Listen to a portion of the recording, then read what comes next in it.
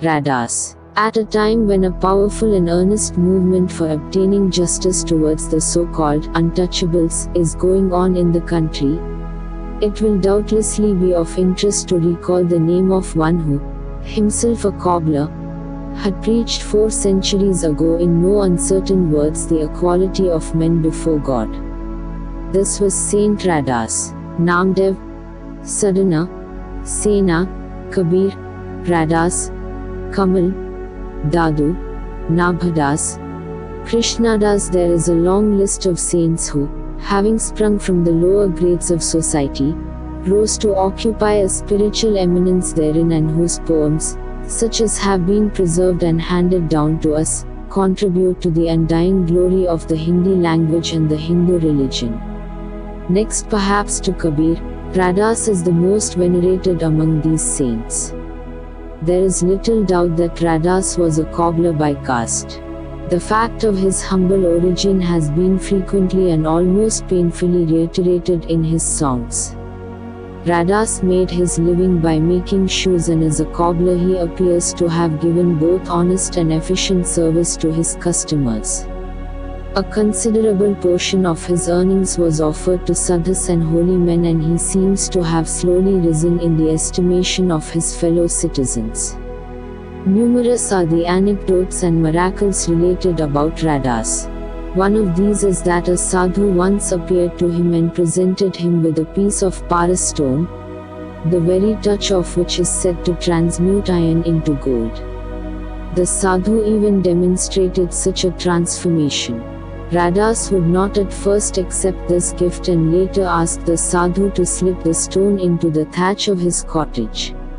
When 13 months later the sadhu came to see Raidas again, he inquired as to what use the latter had made of the stone. Raidas told the sadhu that he would find the stone where he had left it in the thatch. Raidas certainly lived a contented life and depended upon his own labors for his livelihood. Later on, as his fame for devotion went round and he gave more and more of his time to spiritual discourses, he seems to have been induced to accept the offerings of his disciples for the satisfaction of his bare needs, and, as he further advanced in age, to have given up his profession entirely. Out of the money entrusted to him by his disciples, he is said to have built a home for pilgrims and also a temple. Raidas gained the increasing veneration of his fellow citizens, but a prejudice against his low caste seems to have persisted in the minds of men throughout. Raidas himself stoutly refused to accept that his low caste mattered in the eye of God, and he continued to mention the names of earlier saints whose sainthood had been acknowledged in spite of their low origin. Raidas was a pilgrim of the bhakti marga, or the path of devotion. To him this world is full of sorrow and suffering. The very thought of having been born caused him pain. He believed in the cycle of births and rebirths and craved for release from it. He believed that such an end can only be achieved by the mercy of God, and such mercy can be had through prayer and devotion to the Supreme Being. Almost the same ideas occur in his songs again and again. He says, "This sea of existence is an endless torture, O Govinda. One can see no end therein. Far, far is my home, and difficult to reach. Wilt thou not give me assurance? Devotion to thee is a ladder for the saints. Wilt thou not help me to climb? It is a boat of iron, laden with stones, and I am without good deeds or emotions. The desires are like waves, and infatuation death. Yet my mind is after the flesh. O Lord of the humble, listen to my prayer, why dost thou delay? Raidas is a slave at the feet of the saints, give me protection now." Time and again is Raidas moved by the falsehood and the transience of life as it appears to thoughtless people. "Why sleepeth?" he cries out passionately. "Wake thou, O madman! This false life thou knowest is true. High palace, hall and kitchens, and then not 1 hour to live. This body is like a matted shutter made of grass. When the grass has been burnt up, to dust it comes. Brother, kindred, family, and companions all say, "Take him out quickly." The women of the house, who embrace thee in life, run away crying, "Ghost." Says Raidas, "Everyone is plundered in this world. I have escaped saying only the name of Rama." Raidas's faith in the power of prayer is infinite. It is by various names that he invokes his Lord. Rama, Govinda, Hari, Murari, Mukunda, whatever name he invokes. It is always the Nirguna or the attributeless Lord that is meant.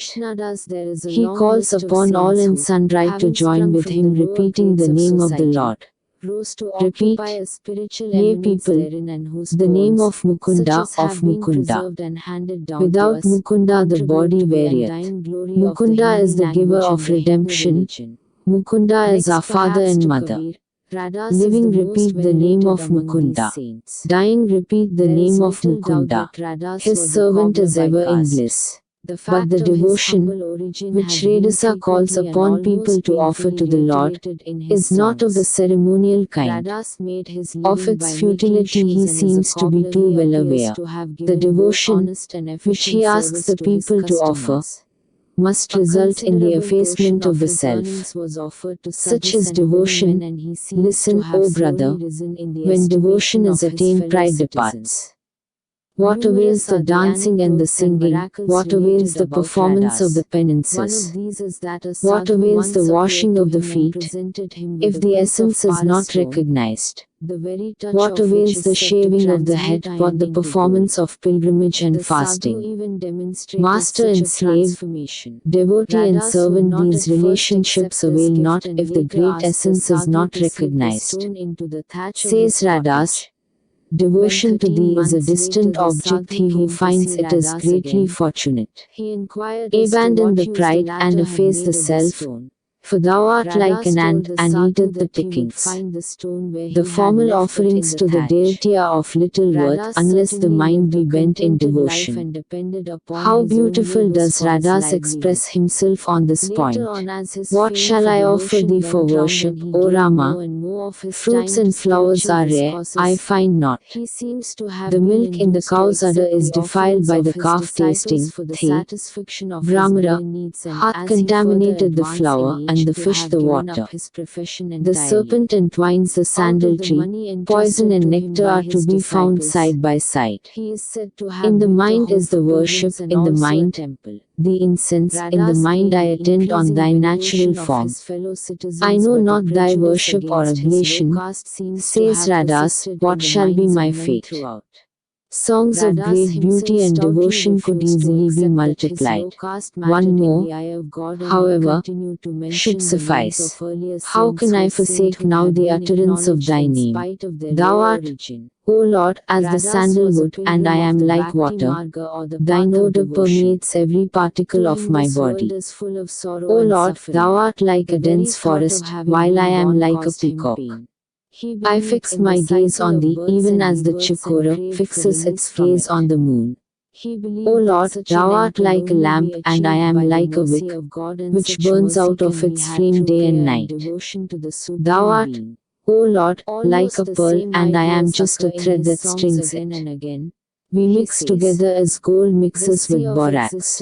Thou art the master, O Lord, I am thy servant. Such is the devotion which Raidas offers thee. And such was Raidas, who spent his life in earnest devotion to his Lord, and may be said to have died in the faith embodied in the well-known lines. Who cares what one's caste or calling may be? He who prays unto Hari is by Hari claimed as his own.